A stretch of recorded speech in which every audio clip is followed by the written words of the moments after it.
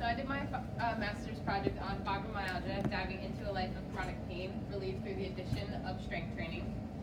I'd like to thank Dr. Warren for all her help in making this a smooth process. So good morning, my fellow PA colleagues. I wanted to consult with you about a patient that recently returned to me. We had Sally, a 37-year-old female with past medical history of fibromyalgia, who came to me 5 years ago feeling tired all the time and pain throughout her body, specifically her jaw, arms, and legs that worsened whenever it rained. I put Sally on amitriptyline, which is a TCA, which worked well with her pain and energy up until now. Sally decided that she wants a better quality of life, but does not want to go on another medication.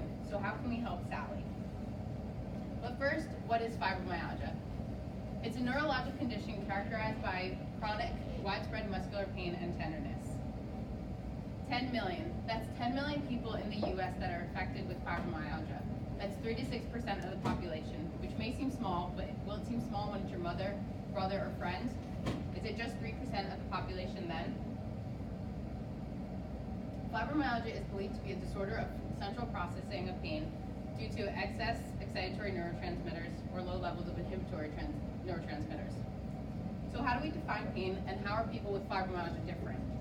According to the International Association for the Study of Pain, pain is an unpleasant sensory and emotional experience associated with actual or potential tissue damage. So when we touch a painful stimulus, it's sent and received by our brain, and it essentially tells us that what we're doing hurts. So each individual has their own intensity, subjective pain, and it's determined through different areas of the brain that are associated with emotional, motivational, and cognitive areas of pain. So people without fibromyalgia, they're able to adapt to these stressors. However, people with fibromyalgia, they become maladaptive. So things such as negative emotions, beliefs, and unpredictability in one's life, they can end up manifesting. People with fibromyalgia are also said to have an increase in substance P, which is also known as an increase in pain perception. Substance P is a neuropeptide that acts as a neurotransmitter. So when people with fibromyalgia experience pain, the increase in the substance P neurotransmitter causes pain transmission to be more sensitive and overall have a lower threshold of tolerable intensity. Other theories also include dopamine dysregulation and altered endogenous opioid analgesic activity. So some of the risk factors are age 30 to 50 years old, being female, and having rheumatoid arthritis, lupus, or ankylosing spondylitis. The diagnostic criteria for fibromyalgia includes diffuse pain in 11 out of 18 trigger points, extreme fatigue, sleep and cognitive disturbances. It has to occur for at least 3 months, and it's an exclusion of all other health problems. So there's no tests or labs that can diagnose this. It's simply a diagnosis of exclusion. So this is currently the standard treatment for fibromyalgia, which includes TCAs, amitriptyline, nortriptyline, SSRIs, fluoxetine, citalopram, SNRIs, duloxetine, and so on. The current limitations of this treatment include efficacy of higher doses or greater than 8 weeks being on the dose, adverse effects, and simply just not another pill. So this brings me to my PICO question: population of fibromyalgia patients, intervention pharmacological therapy in comparison to strength training, and the outcome, we have to figure that out. So overall, my PICO question reads: in fibromyalgia patients, will the addition of strength training in conjunction with pharmacological management improve a patient's quality of life? So why strength training? So I dove into this topic because my mom has had fibromyalgia for decades, and I know how hard it was for her, jumping from doctor to doctor, trying to figure out what was actually wrong with her. And I've always been an athlete, and I know I've seen the benefits of strength training firsthand, and seeing how fibromyalgia affects my mom, I've always encouraged her to try to do more strength training. So how do we know this is ultimately the right option? Well, as in other chronic pain disorders such as depression, anxiety, rheumatoid arthritis, there are studies that have been shown that show a combination of the pharmacological therapy along with the strength training that have shown benefits. So simply 20 to 30 minutes during every day of the week or light resistance training can even improve it. So with fibromyalgia following that same model, why not follow the same thing for it to see if strength training will show improvements as well? So this brings me to my first study, the effect of extremity strength training on fibromyalgia symptoms and disease impact in an existing multidisciplinary treatment program. This was a 10-week comparative single-blinded study where patients were randomly assigned to receive receive either a multidisciplinary program with or without increased upper and lower body extremity strengthening. The results were used to compare impact on the pre and post fibromyalgia impact questionnaire scores.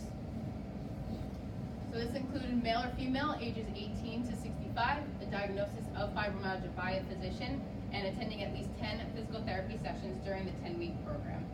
It excluded anyone that had a progressive neurologic disorder such as Parkinson's, multiple sclerosis, or rheumatoid arthritis, or any other health complications that would limit their participation in an exercise program. So the multidisciplinary program consisted of medical management, physical therapy, occupational therapy, and psychology. So they would attend 1 to 2 60-minute physical therapy sessions per week and 1 to 2 30-minute occupational therapy sessions per week that would address posture and body mechanics. They would also attend one session with psychology to address any behavioral or emotional factors that would influence. For strength training, they would have to perform at least 4 extremity strengthening exercises with at least 1 in the upper and 1 in the lower extremity. So the Fibromyalgia Impact Questionnaire, it evaluates the effectiveness of treatment by self-reported change in quality of life. So the higher the score, the worse it was, and the lower, the better. So this just shows what patients had to fill out, and it asked them things such as like, are you able to shop, are you able to vacuum, do gardening, and so on. So this shows the scores from evaluation to discharge between the control group and the strength training group. So in the control group, at evaluation they were at 62.90, and at discharge they were at 38.31, which is a total of a 39% improvement in FIQ score. For the exercise group, they started at evaluation 63.03, and at discharge 35.46, which was a total of 44% improvement in FIQ score. So in summary, of the 79 patients, 40 were in the control group and 39 in the strength training group, and the mean difference between the groups showed that strength training had an overall 5% greater improvement with an average of 3 points reduction in the FIQ scores from evaluation to discharge. Both groups overall had an improvement in their scores from evaluation to discharge, and overall, both groups showed improvements in their quality of life. The strengths of this include single-blinded comparative design, exercise that was well controlled by physical therapists, and similar original FIQ scores between the control group and strength training group.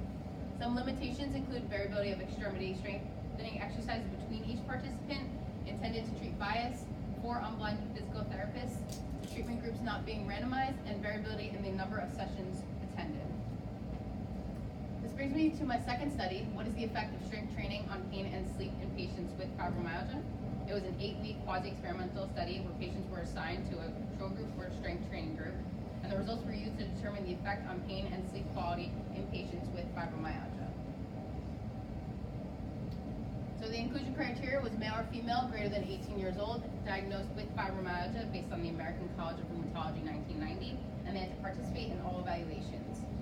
It excluded anyone that failed to attend the initial interview or the initial evaluation, practice of exercise in other local contexts, and decision just simply to not participate. So this graph right here kind of shows how they got down to the number of participants. And this just shows the general characteristics of all the different patients that they had. So all the patients in the strength training group, they had 24 sessions of strength training 3 times per week, and they each had an individualized load at the 12th repetition. So each strength training session started with a 10-minute warm-up, followed by 40 minutes of strength training, and they were performed 3 sets of 12 repetitions with a 1-minute rest period. And some of the target areas were triceps and biceps, quadriceps and hamstrings, shoulders, and chest. And certain movements that they were performed would be knee extension, flexion, bench press, low rowing, and high pulling. And if they were able to perform these 3 sets of 12 in the same exercise within the same week, then the weight would increase. And it was required that they participate in at least 50% of all training sessions. And then these are just the variables that were used to measure the scores. So here is a graph showing with pain, sleep disturbance, and total sleep with the groups. So for the control group, overall they had pain increased by 0.33%, sleep disturbance increased by 0.09%, and total sleep increased by 0.38%. for the strength training group, pain was decreased by 1.34%, sleep disturbance was decreased by 0.13%, and total sleep was decreased by 1.17%. So overall, only sleep disturbance and total sleep showed significant results. Pain just showed a tendency to improve a little bit, but did not show any statistical significance.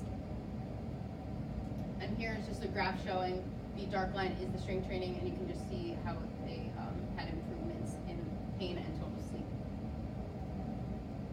So overall, this had a 41% completion rate, with 52 out of the 126 participants completing the study.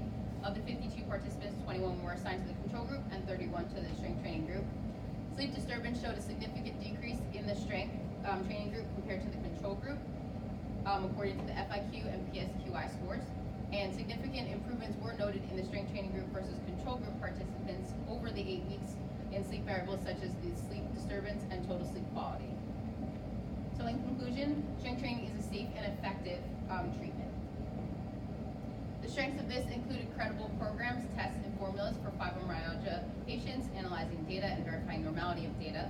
It had evaluator randomization, and it compensated for low adherence to practice of exercise. The limitations include no patient randomization and time limitations due to work, taking care of your children, or living too far away, and the rest of them are the same as the prior study. This brings me to my last study, effects of concurrent strength and endurance training on physical fitness and symptoms in postmenopausal women with fibromyalgia, a randomized controlled trial. So this was a 21-week randomized controlled study where patients were randomly assigned to a non-training control group and a training group. So results were used to compare differences in aerobic performance, maximal muscle force, functional performance, and subjectively perceived symptoms. There are measurable variables such as workload max, concentric leg extension force, walking times, stair climbing times, and perceived symptoms. This included if you were female, greater than 50 years old, and a diagnosis of fibromyalgia, and you were excluded if you had any severe cardiovascular disease, diabetes, severe osteoarthritis in any large joints, thyroid disorders, or a participation in regular aerobic and strength training and predictable difficulties for attending training sessions. So first, for the aerobic performance, they had to do a 3-minute warm-up at 50 watts, and at every second minute, it was increased by 20 watts until exhaustion. And these are just some of the variables that they use, the tools that they use to measure either VO2 peak, workload max, oxygen uptake. So for concurrent strength and endurance training, they would have 3 weekly training sessions, and it varied per week what they would do. So week 1, they had 2 strength and 1 endurance, whereas week 2, they would have 1 strength training and 1 endurance. And this graph over here just shows the different things that they would perform during each week.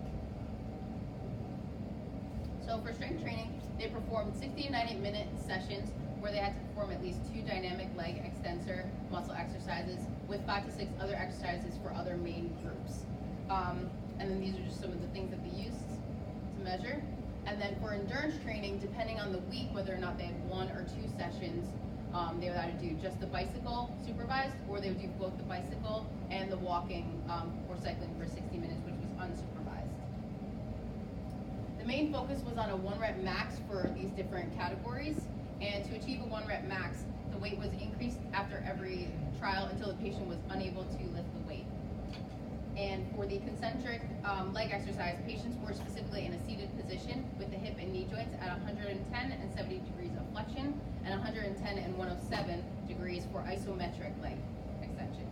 Patients also had to perform isometric strength tests where they had to do a max force during 3 to 5 seconds, and they had to do that for at least 3 trials and only had a 1-minute rest period. So for functional performance, they had 3 attempts to perform walking times for 10 meters and climbing time for 10 steps, and they were not allowed to use any handrails or anything, and the shortest time was used. These are just some of the things that they did to help measure, and these are just some of the symptoms that were said by each of the participants. Here is just the general characteristics of all their participants. So for the aerobic endurance training performance results, the training group showed a 10% increase in the workload max and also 13% increase in work time, which are both significant. For the concentric leg extension force, the training group had a 2% increase in extension force. And in the functional performance, the walking and stair climbing times, A represents the walking times and B is the climbing the stairs time. So the training group had 0.5% decrease in both max walking time and stair climbing time. So there's a lot going on here, but first I want you to focus on the red box, which is fatigue, which was the only statistical significant measurement between both groups. The rest of the numbers we're going to be talking about are within each group itself. So if we focus on the green first, which is the control group, they had 4.18% decreased pain, 8.27% increased fatigue, 1.18% increased sleep quality, and 2.09% decreased general well-being. Moving along to the blues, that's the training group, they had a 19.85% decreased pain, 19.08% decreased fatigue, 4.23% increased sleep quality, and 13.39% increased general well-being. So specifically within the training group, pain was the only one that was statistically significant, and then fatigue, general well-being, and sleep quality showed a tendency to improve. So overall, this had a 92.3% completion rate with 24 out of the 26 completing the study. The 2 participants that didn't, they were in the strength training group, and fatigue had the greatest decrease in all of the perceived symptoms.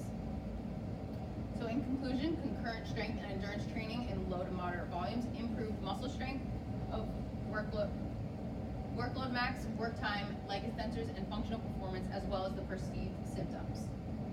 The study provided evidence that concurrent strength and endurance training improved performance in endurance training, muscle strength, and improved pain, fatigue, sleep quality, and general well-being.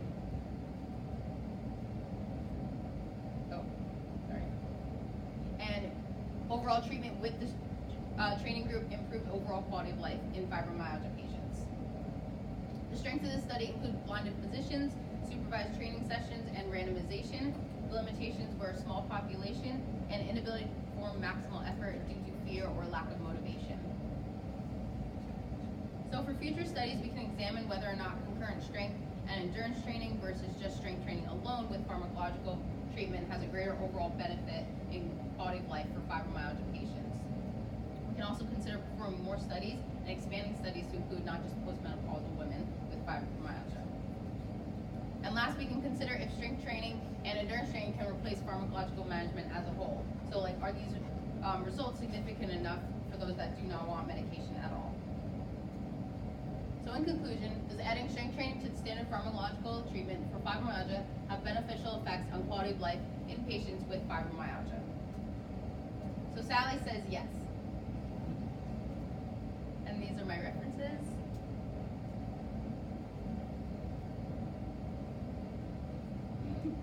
Any questions? Oh, it's not working. That one's a